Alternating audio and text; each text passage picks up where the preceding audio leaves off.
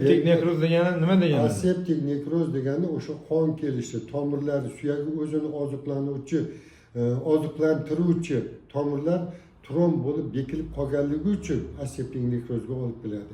Yoki kapsula orqali bo'g'im oziqlanmaganligi uchun. Aseptik nekrozni suyak yemilishi bilan bir xil narsa desa bo'ladimi?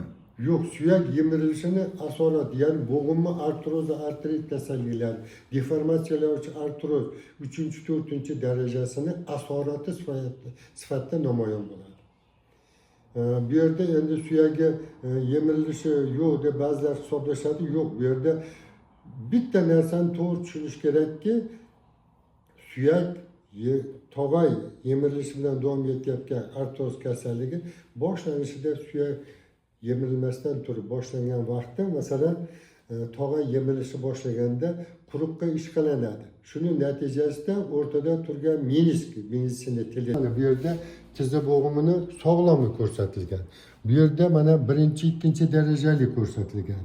Bu yerda mana 3-darajaga o'tib ketaman deganda suyak ichida yemirilish paydo bo'lib kistalar hosil bo'lyapti. Bu 2-3 daraja. Mana bu 3-4 darajasi. O'rtadagi menisk qolgan yo'q. Bu yerda menisk qolgan yo'q. Endi bo'g'im bir-biriga ishqalanib, suyak suyakka ishqalanyapti. Bu yerda